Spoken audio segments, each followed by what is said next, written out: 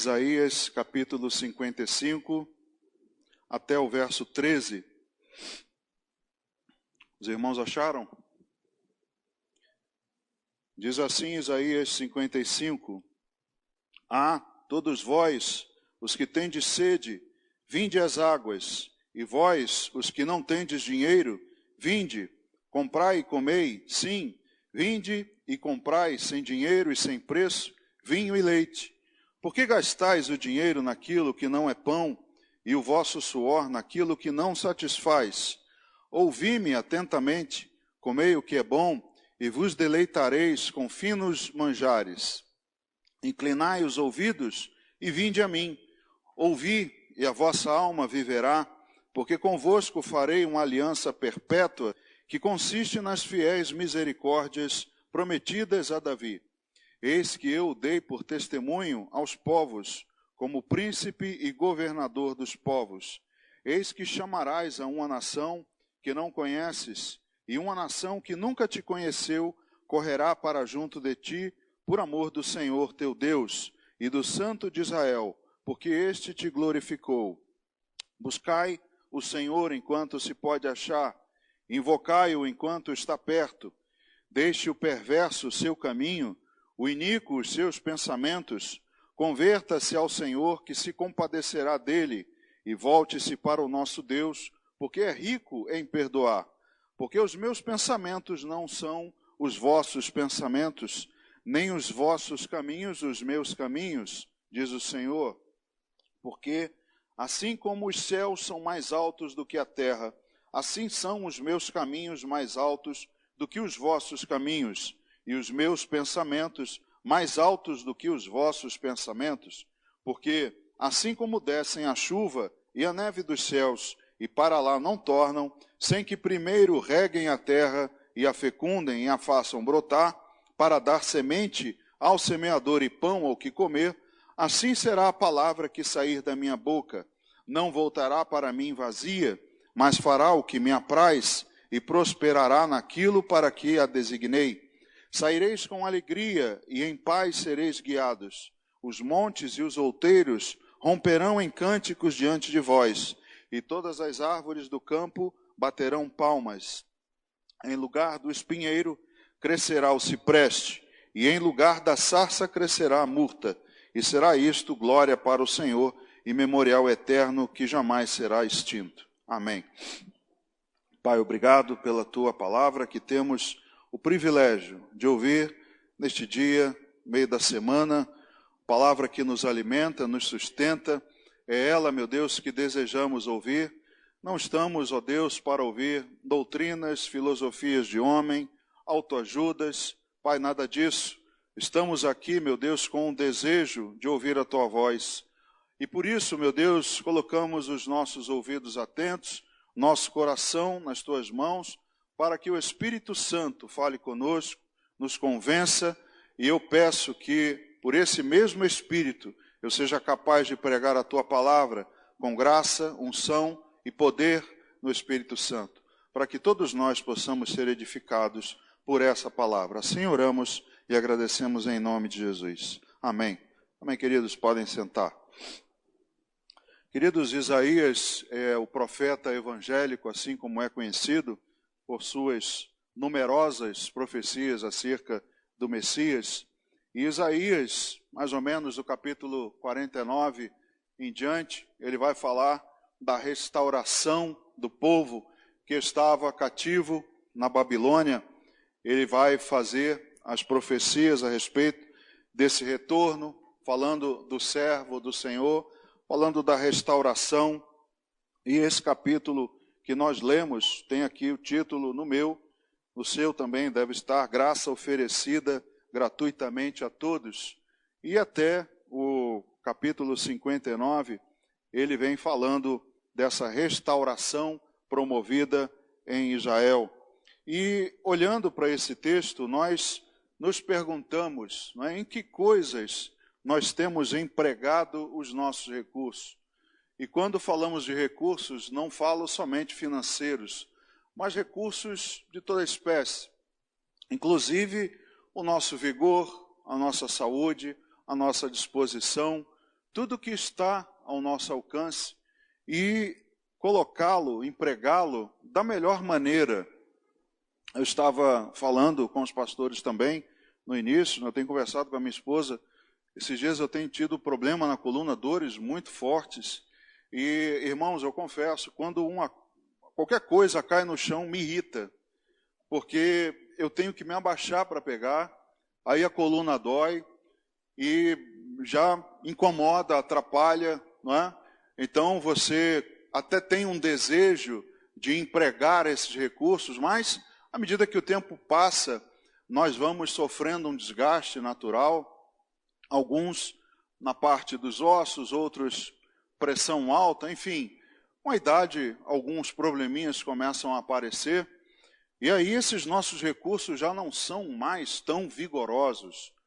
E nós, outrora, jovens, tínhamos tanto e gostávamos, nos esforçávamos em gastar com coisas tão inúteis, fúteis, mas hoje nós até desejamos, mas não temos esses recursos.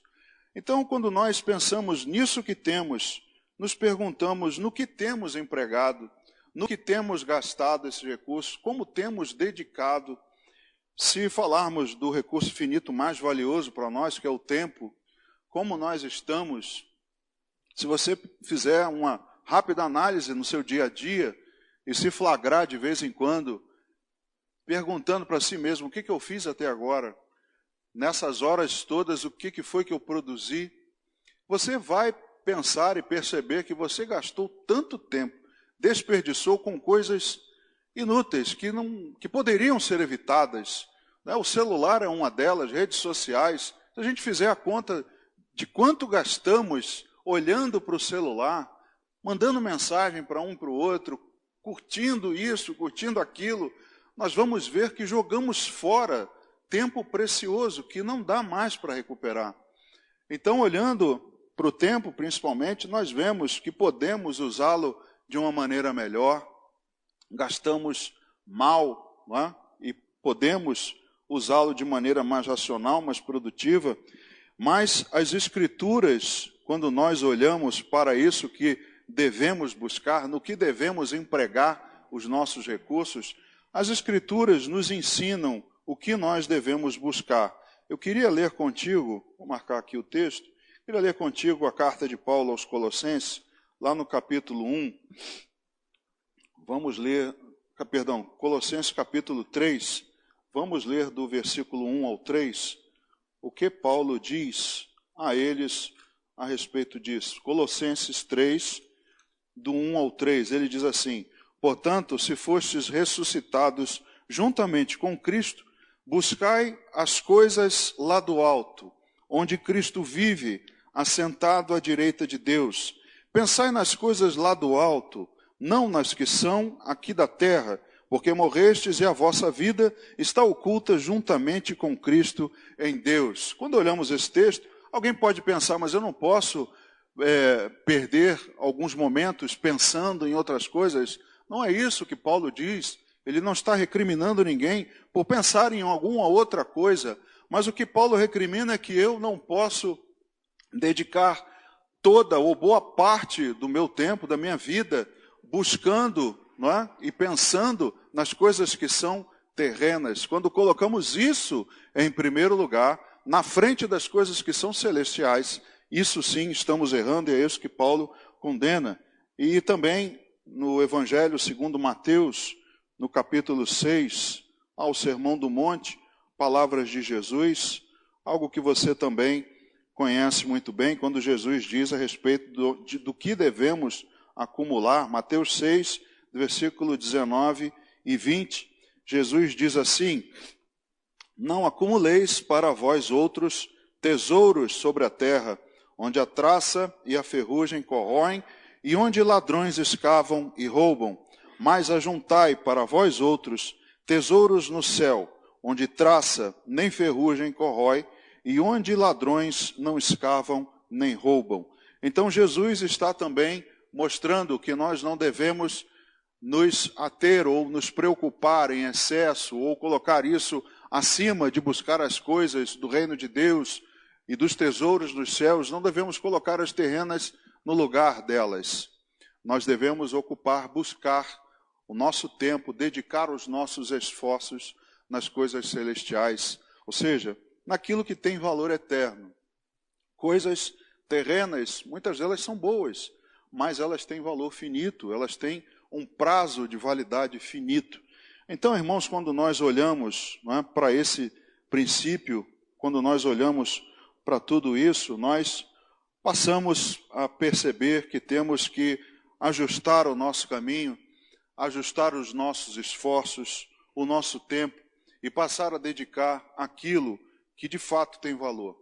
E eu percebo, irmãos, que hoje muitos de nós temos essa percepção desequilibrada. Eu entendo que muitos estão com esse caminho desequilibrado. Muitos estão dando e buscando coisas que não têm valor, como o pastor Paulo gosta de dizer, né? Se tem preço, não tem valor, e aquilo que tem valor não tem preço. Então nós perdemos muito tempo buscando essas coisas aqui, e eu vejo que nós, a igreja, de um modo geral, estamos desequilibrados nisso. Do ano passado para cá, nós temos percebido um desequilíbrio enorme de pessoas pensando e se preocupando muito mais com coisas que não têm valor e deixando de lado as que têm valor eterno. Então, olhamos para esse texto e começamos a ajustar o nosso entendimento acerca daquilo que devemos buscar. Voltando ao texto, capítulo 55, os versículos 1 e 2, diz assim: todos vós, os que tendes sede, vinde às águas, e vós, os que não tendes dinheiro, vinde, comprai e comei, sim, vinde e comprai sem dinheiro e sem preço, vinho e leite. Por que gastais o dinheiro naquilo que não é pão, e o vosso suor naquilo que não satisfaz? Ouvi-me atentamente, comei o que é bom, e vos deleitareis com finos manjares. Veja que aqui ele já introduz esse assunto de que pessoas estavam gastando dinheiro e suor, dedicando recursos àquilo que não satisfaz, ou seja, que não tem valor. Ao passo que nós devemos gastar os nossos recursos, melhores recursos, nas coisas celestiais. E esse é um convite para todos os necessitados. Você percebeu aqui que ele diz: todos vós os que tendes sede, vinde às águas, e todos vós que queiram comer, comprai e comei sem dinheiro. Ou seja, é um convite para os que têm necessidade, os que têm sede e fome. Nos traz à memória o convite do Senhor Jesus em Mateus 11, 28, vinde a mim todos os que estáis cansados e sobrecarregados. Então é um convite para aqueles que estão necessitados, os que têm sede e fome. O problema é que nem todos se veem com sede e fome. Do quê? De água e de comida? Disso eu tenho certeza que nós temos. Mas sede e fome espiritual. Estamos desequilibrados, não estamos buscando isso. Estamos preocupados com o nosso corpo, com o dia de amanhã, com a nossa saúde, com uma série de coisas. E o lado espiritual está ficando abandonado. Então os sedentos e famintos são convidados. Não são todos. São aqueles que têm sede e fome. Aqueles que precisam ter saciado a sua necessidade espiritual. E os primeiros a ouvirem esse chamado, essa proposta, tiveram reações diferentes. Ainda hoje há reações diferentes. Quando há essa proposta de que venham os que têm sede e fome, muitos são os que não atendem, que não vêm, ou até se revoltam, ficam indignados. Mas isso aconteceu lá também, quando Jesus colocou para eles essa opção de virem a Ele para saciar a sua fome e sede de Deus. Eles tiveram reações diferentes. Veja em João, no Evangelho de João, no capítulo 6, é aquela passagem em que muitos vão atrás de Jesus para fazê-lo, desejando que ele fosse rei mas apenas por causa dos pães e peixes que comeram. E aí Jesus diz a eles, João 6,35, declarou-lhes, pois, Jesus, eu sou o pão da vida. O que vem a mim jamais terá fome, e o que crê em mim jamais terá sede. E qual foi a reação das pessoas? Você conhece? A maioria abandonou, a maioria foi embora e disse assim, duro é esse discurso. Quem pode acompanhar esse cara? Não é isso que eu quero. As reações são diferentes, irmãos. Há uma minoria, há um grupo que tem sede e fome de Deus e atende ao chamado, busca, dedica seu valor, seu tempo, seus esforços, tudo isso. Um outro exemplo que nós olhamos na palavra é a mulher samaritana, também no Evangelho de João, no capítulo 4, no versículo 10, quando Jesus pede a ela água, ele diz assim, replicou-lhe Jesus, se conheceras o dom de Deus e quem é o que te pede, dá-me de beber, tu lhe pedirias e ele te daria água viva. Jesus pede água a ela ali no poço e ela começa a ter um diálogo com Jesus. Ora, eu sendo samaritana, você venha me pedir essa coisa? Então Jesus se revela a ela e ela então vê nele um profeta, vê nele o Messias e vai lá e chama outras pessoas da cidade e vão conhecer Jesus. Ela tem uma reação diferente às palavras que Jesus dá a respeito da saciedade de coisas espirituais. Acima de tudo, irmãos, nós precisamos entender isso.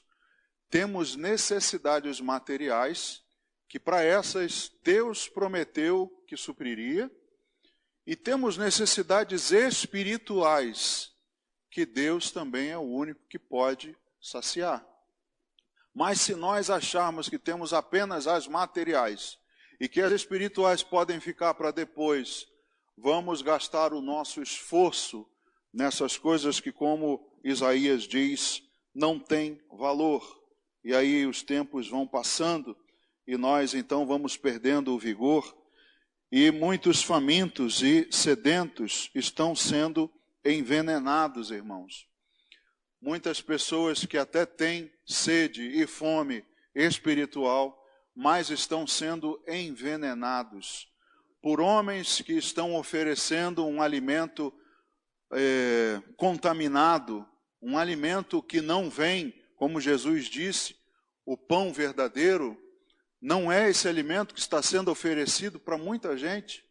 E muitos então estão sendo alimentados disso, buscando essa fome e essa sede serem saciadas em qualquer lugar, a qualquer custo. Hoje também, como nós sabemos, é oferecido um amplo cardápio, não é? E as pessoas vão e procuram se saciar daquilo que elas acham que lhes é mais saboroso. E aí elas vão escolhendo nesse cardápio evangélico onde elas vão comer. Umas comem num tempo numa, depois vão para outra, e assim ficam mudando. A razão disso, irmãos, é porque nunca tem a sua fome e sede saciadas, satisfeitas. Sempre tem algo vazio e elas continuam buscando e ainda não encontram. Quando nós olhamos para esse texto em Isaías, o que ele diz, vinde, comprai e comei, vinde e comprai sem dinheiro. Esse vinde era muito comum nas feiras. As feiras eram assim, os vendedores ficavam lá e diziam, venham, comprem, olhem aqui o vinho, o leite, as coisas que eram vendidas na feira. E eles faziam esse convite, mas aqui Isaías faz esse convite para que seja comprado sem dinheiro, gratuito. E ele oferece para que as pessoas possam saciar a sua fome e sede, sem necessidade alguma de trazer uma contrapartida, de pagar. Simplesmente venham. Mas hoje nós também vemos, irmãos, uma feira evangélica, em que muitos vendedores estão por aí também fazendo os seus anúncios. Venham para minha barraca, venham aqui se saciar, tomar vinho, o o leite, o pão. Só que esses não é sem dinheiro, não. Esse você tem que levar dinheiro lá, tá? E levar, de preferência, um cheque gordo, para que você possa receber lá o seu pão de não sei onde, o seu sabonete de não sei o quê, a sua água, sei lá o que mais eles estão inventando por aí, para que você vá lá e compre, deixe um dinheiro, deixe alguma coisa para que você possa sair de lá com essa necessidade satisfeita. Mas o que nós olhamos, na verdade, é que continuam com fome, continuam com sede. E o que nós estamos gastando, o que nós estamos buscando, estamos indo no lugar correto, estamos atendendo a esses feirantes maldosos, mal intencionados, ladrões, se fazendo passar por homens de Deus, fazendo um verdadeiro feirão daquilo que você quiser. E ele vai lá, e aqueles que uma hora vão numa barraca, outra hora vão noutra, e aí eles vão pulando assim, atendendo a esses feirantes evangélicos.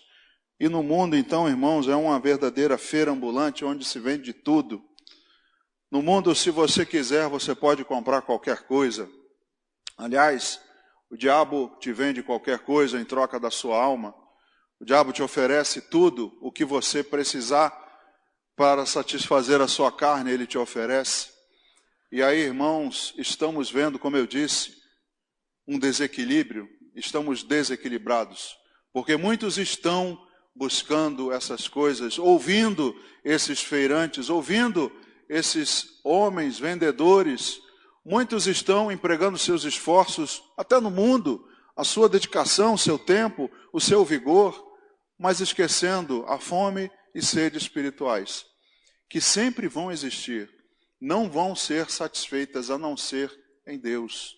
Somente Ele pode satisfazer essa necessidade que existe para todo o ser humano. Então, multidões estão gastando no que não é pão e no que não satisfaz. É o que diz aqui o versículo 2 no início. Por que gastais o dinheiro naquilo que não é pão e o vosso suor naquilo que não satisfaz? Por que estamos gastando tanto esforço, tanto vigor, tanto talento, juventude, todos os nossos melhores recursos, irmãos, em coisas que não satisfazem? E estamos deixando o lado espiritual apagar, morrer, simplesmente ignorando. É o que temos visto, é verdade nua e crua. Não adianta tentarmos maquiar, porque temos visto isso entre nossos irmãos. Então, o alerta é: por que estamos investindo todos os nossos recursos naquilo que não é pão? E esse não alimenta, esse não sustenta, esse não satisfaz, esse não salva. Porque, irmãos, essa é a pergunta que temos feito. Essas multidões estão por aí vagando, estão por aí perdidas, estão por aí afastadas de Deus. Mas, como nós dissemos, olhando para o texto, a graça de Deus é gratuita. Deus não cobra, ela é de graça. E ela não é merecida, ela nos é dada. Então ele, quando diz aqui: todos vós os que tendes sede, vinde às águas, e vós os que não tendes dinheiro, vinde comprar e comer. Sim, vinde e comprai sem dinheiro. Olha que maravilha! Se você for amanhã no mercado e o cara lá falar: olha, vem, leva sem dinheiro o que você precisar. Olha que maravilha, irmãos. Mas Deus está dizendo assim, está chamando os necessitados: venham, nada é cobrado, é gratuito, a graça de Deus não é paga, não se compra, basta ir a Ele, basta investir tempo, recursos e ir a Ele. Não recurso financeiro, mas dedicação de estar, de buscar, de congregar, de estar presente. Isso é necessário. Não podemos mais ignorar que precisamos disso. E indo a Ele, nós vamos ouvir e vamos nos fartar do que é bom. É o que diz aqui o verso 2, na segunda parte. Ouvi-me atentamente, comei o que é bom, e vos deleitareis com finos manjares. Eu preciso, ao ir a Deus, eu preciso ouvi-lo atentamente e comer o que é bom. É engraçado que ele faz uma distinção de ouvir e comer. Há uma possibilidade de você estar me ouvindo aqui e não estar comendo nada. Já pensou nisso? Então ele diz, ouvi e comei do que é bom. E aí você irá se deleitar nos finos manjares. O problema é que o que está sendo vendido nos feirantes é, venham, paguem alguma coisa e eu te darei os finos manjares. Esse manjar é genérico, irmãos. Esse manjar não adoça a boca de ninguém, não tira a fome de ninguém, não é espiritual, não provém de Deus e muito pelo contrário, leva à perdição, à ruína. Então nós precisamos olhar para o texto e ver esse convite para todos os necessitados. O segundo ponto é que quando Deus nos chama, atendê-lo deve ser a nossa prioridade. É por isso que eu digo dos nossos recursos, em que eles estão sendo gastados, porque Deus chama. E se Ele chama, eu dou a Ele o que há de melhor, eu dou a Ele o melhor do meu recurso, eu dou a Ele o melhor do meu vigor. É quando nós nos dispomos a orar e vamos orar à noite. Hoje, depois do jogo, depois do Flamengo ser campeão, você vai deitar na cama e vai orar. E vai fazer aquela oração de 1 minuto e meio. Você teve 24 horas, mas deixou para fazer à noite, 1 minuto e meio antes, lutando contra o sono. Esse é o melhor do seu dia? É o melhor do que você pode dar a Ele? Será que Deus é merecedor apenas de 1 minuto e meio no final do meu dia, do mais cansativo? Será que é isso que Ele merece? Então, será que quando nós vamos dar a Deus alguma coisa, damos o que sobra, o finalzinho, a raspa do tacho? Será que damos o final, o que sobra? Irmãos, Ele nos deu o melhor. Deu o melhor por você e por mim. Então nós precisamos, quando Deus nos chamar, ir a Ele como se uma prioridade estivesse sendo cumprida. Veja do 3 ao 5, inclinai os ouvidos e vinde a mim. Ouvi e a vossa alma viverá. Porque convosco farei uma aliança perpétua que consiste nas fiéis misericórdias prometidas a Davi. Eis que eu o dei por testemunho aos povos, como príncipe e governador dos povos. Eis que chamarás a uma nação que não conheces e uma nação que nunca te conheceu, correrá para junto de ti, por amor do Senhor, teu Deus, e do Santo de Israel, porque este te glorificou. Veja aqui, ele diz, incline o ouvido e venha a mim. É uma prioridade, é urgente irmos até Ele. É a Ele que devemos, então, dar os nossos melhores ouvidos e atenção. É o que eu disse dos nossos recursos. Irmãos, como eu gostaria de ter dado a Deus, na minha juventude, nos meus anos, nos meus 20 e poucos anos, o vigor que eu tinha. Às vezes eu fico pensando, né, que Paulo disse assim, é por isso que eu me afadigo. Né? Paulo dizia que ele se cansava, se esgotava pelo Evangelho. Irmãos, do jeito que eu estou, eu me afadigo com pouco. Com muito pouco eu já estou me afadigando. Eu penso assim, Senhor, tem misericórdia. É como se você fosse se meter a jogar bola e só aguentasse 3 minutos dos 45. Mas é só isso. Eu já estou me cansando no início, irmãos. Eu não tenho mais o vigor que eu tinha. Então, o que nós vamos fazer? Vamos deixar de dar o melhor a Deus? Nós já estamos, né, no final, estamos já com os nossos recursos se esgotando, mas Ele merece o melhor dos nossos ouvidos, da nossa atenção, do nosso tempo, tudo nosso, Ele merece o melhor. Ouvindo, a nossa alma viverá pelas promessas de Deus. Abra lá no livro de Atos, no capítulo 13. Atos 13, do verso 32 ao 34. Diz assim, Nós vos anunciamos o evangelho da promessa feita a nossos pais, como Deus a cumpriu plenamente a nós, seus filhos, ressuscitando a Jesus, como também está escrito no Salmo 2: Tu és meu filho, eu hoje te gerei. E que Deus o ressuscitou dentre os mortos para que jamais voltasse à corrupção. Desta maneira o disse: e cumprirei a vosso favor as santas e fiéis promessas feitas a Davi. Veja que há uma promessa feita a Davi, que o cumprimento dessa promessa vai além dos dias de Davi. É o que Paulo está dizendo.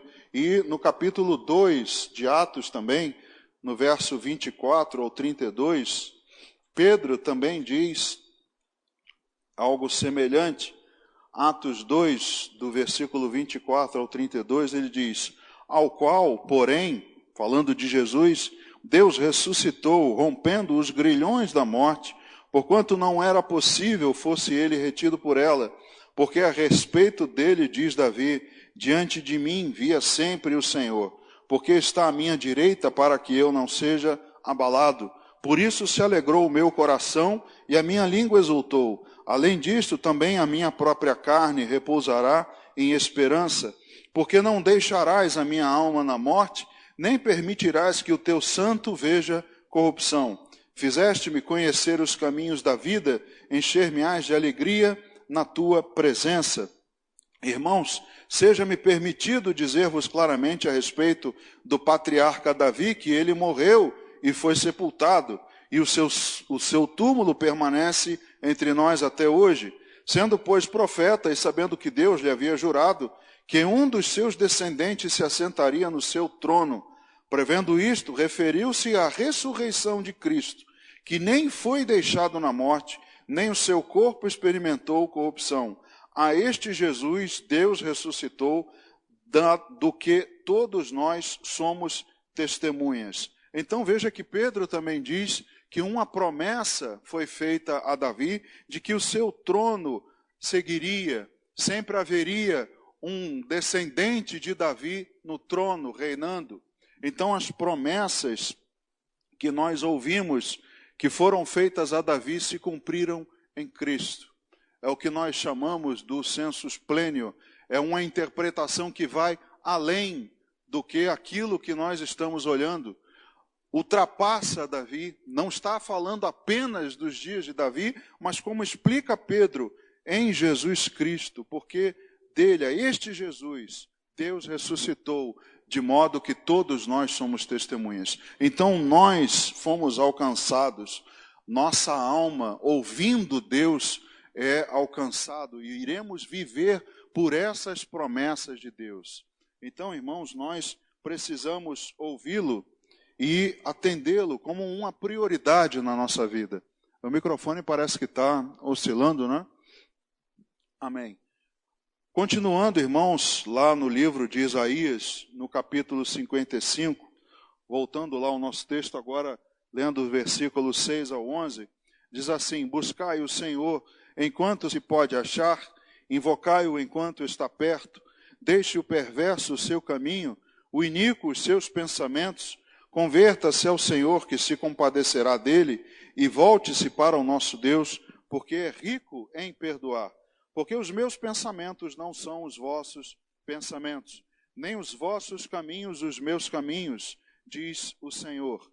Porque assim como os céus são mais altos do que a terra, assim são os meus caminhos mais altos do que os vossos caminhos, e os meus pensamentos mais altos do que os vossos pensamentos.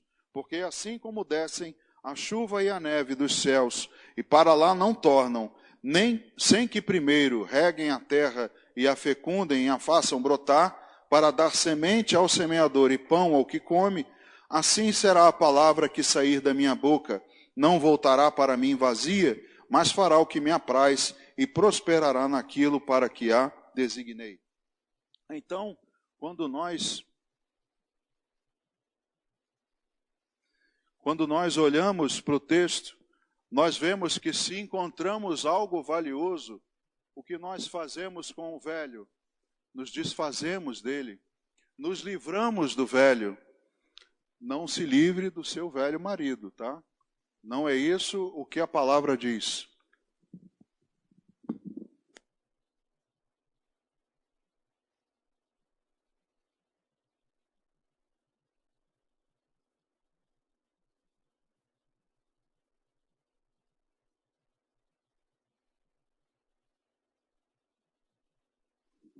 Não é isso que a palavra diz, que devemos nos livrar dos velhos, mas quando nós encontramos algo valioso, para que nós devemos manter o velho?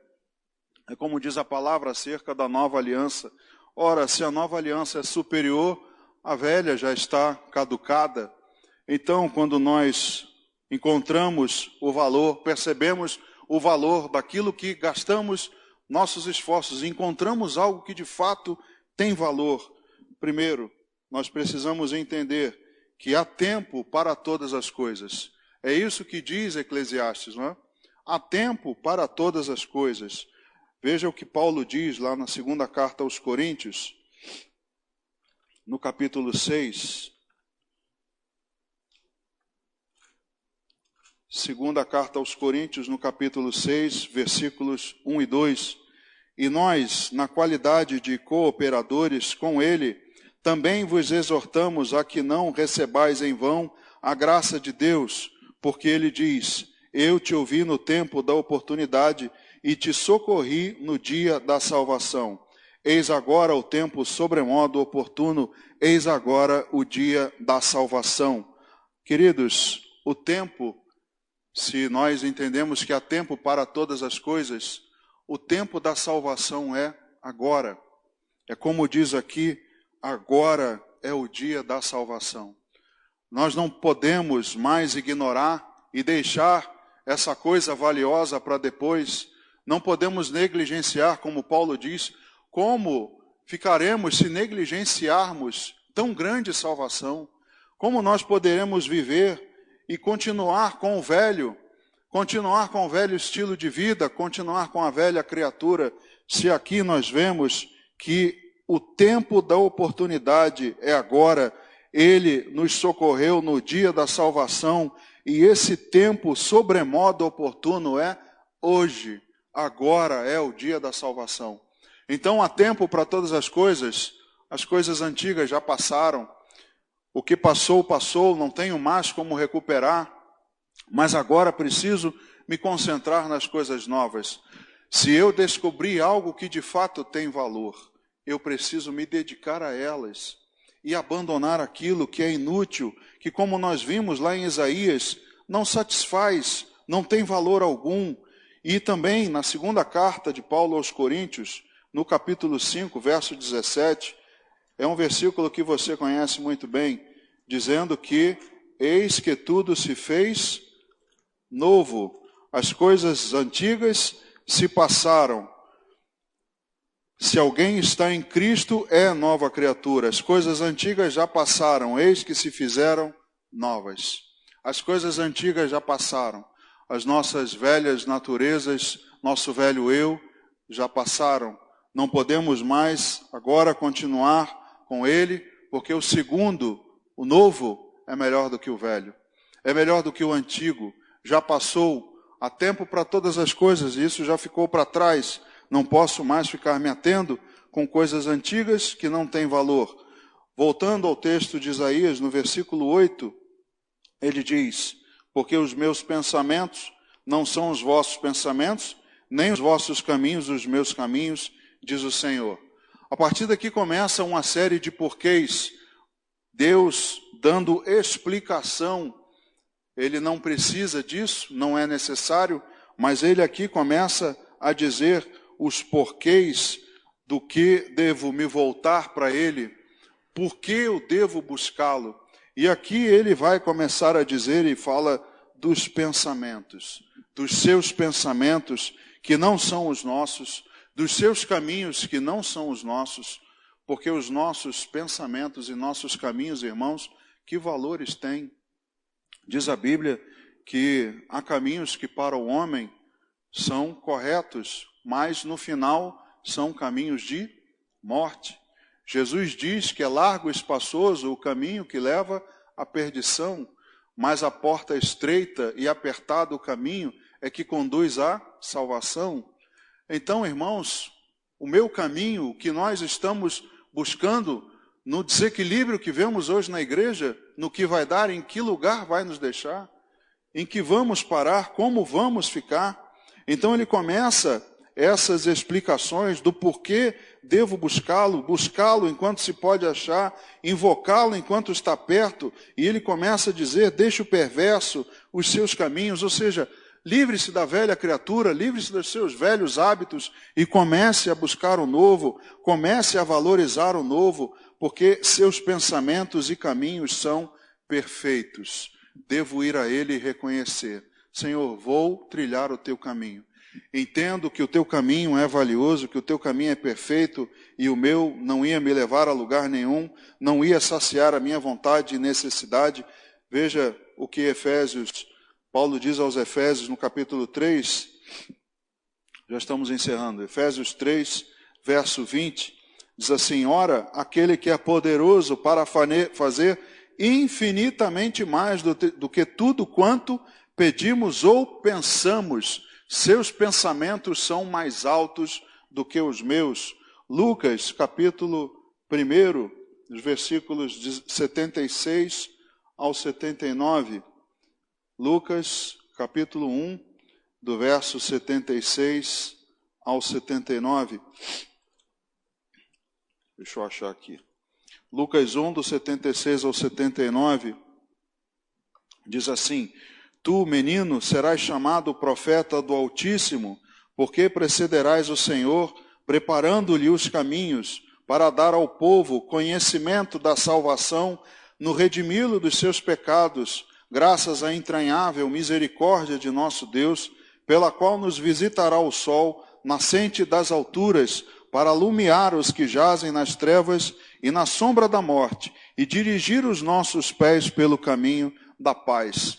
Esse trecho está falando de João Batista, e já é dito, profetizado, que ele, profeta do Altíssimo, veio para preparar o caminho, preceder o Senhor, para quê? Para nos mostrar, dar conhecimento ao povo da salvação, graças à misericórdia de Deus, e iluminar os que jazem nas trevas e na sombra da morte. Dirigir nossos pés pelo caminho da paz.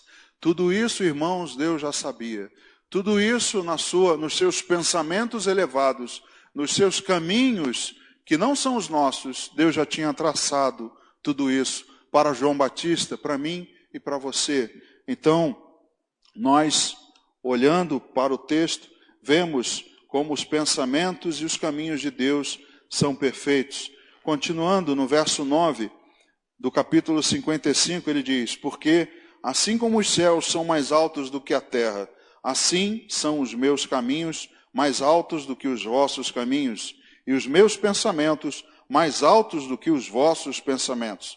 Porque assim como descem a chuva e a neve dos céus, e para lá não tornam, sem que primeiro reguem a terra, e a fecundem, e a façam brotar para dar semente ao semeador e pão ao que comer, assim será a palavra que sair da minha boca. Não voltará para mim vazia, mas fará o que me apraz e prosperará naquilo para que a designei. Irmãos, a diferença, a distância, né, é imensurável. É como se pudéssemos medir como os céus são mais altos do que a terra. Assim são os caminhos de Deus e os seus pensamentos mais altos do que os nossos. É imensurável, não temos como medir, não há comparação. Então nós não podemos mais dar valor aos nossos pensamentos acima dos pensamentos de Deus. Não podemos colocá-los acima dos caminhos e dos pensamentos de Deus, porque eles são maiores. Deus vê lá na frente, irmãos. Nós temos uma visão limitada das coisas.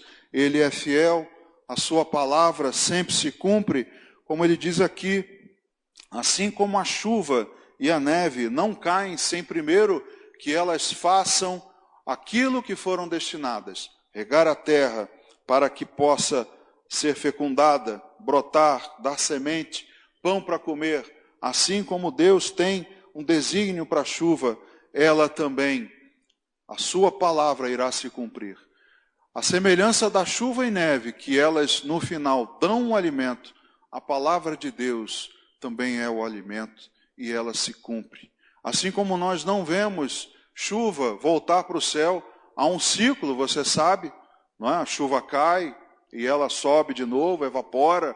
Há um ciclo que Deus mantém, mas ela não sobe sem primeiro cumprir com o seu desígnio. Assim Deus diz a respeito da sua palavra: nada do que ele diz voltará para ele vazia. Antes ela cumprirá para aquilo que foi designada. Então a palavra de Deus é valiosa. Guarde-a com cuidado. Guarde a palavra de Deus no seu coração.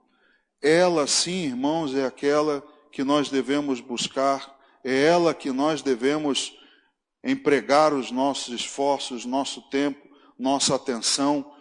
Para a gente terminar, Mateus capítulo 13, versículo 45 e 46, Evangelho segundo Mateus, capítulo 13, versículo 45 e 46.